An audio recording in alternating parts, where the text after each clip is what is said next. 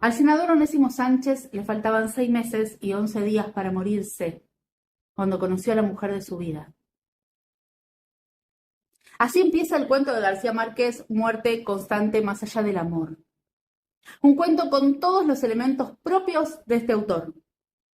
Esos pueblitos alejados de todos, estos personajes exóticos, ese realismo mágico volando en el aire, estas historias intensas, extrañas, atractivas, seductoras.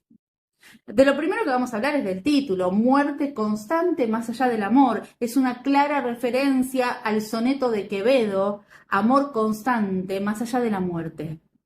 Obviamente te recomiendo que vayas primero a leer el soneto, que lo vas a leer muy rápido, pero asimilalo, entendelo, y después vas al cuento y vas a tener muchísimas más herramientas, si bien obviamente no es necesario, pero sí vas a hacer una lectura mucho más rica y vas a entender mejor este juego de palabras que hace el autor en el título, este intercambio, ¿no? de los elementos importantes en el título.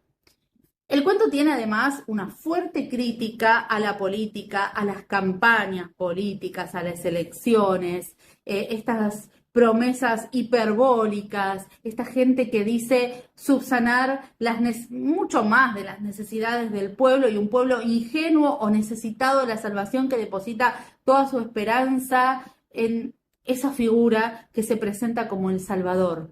La verdad de las intenciones de este senador, García Márquez no las oculta nunca y es una denuncia clara y directa de lo que piensa el autor de la política.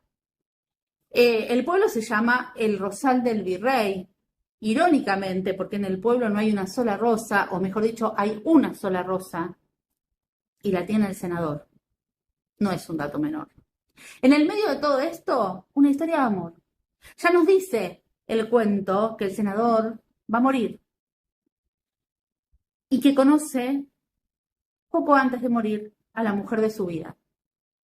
Un personaje femenino extraño, con una mirada ingenua podemos creer que está sometida a los designios de los hombres, aunque si le hacemos una lectura mucho más profunda y analizamos a este personaje, vamos a ver que Laura Fariña es el personaje más poderoso de todo el cuento.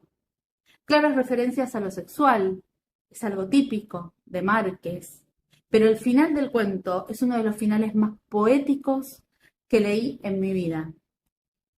Exquisito, y te va a dejar reflexionando sobre un montón de cosas. ¿Qué es el amor? ¿Qué necesitamos del amor? ¿Qué buscamos en el amor?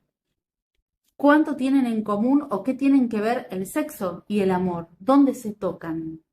Todos estos temas se disparan después de su lectura y probablemente te despierte y te haga entender la necesidad de actuar a tiempo cuando te das cuenta que encontraste al amor de tu vida.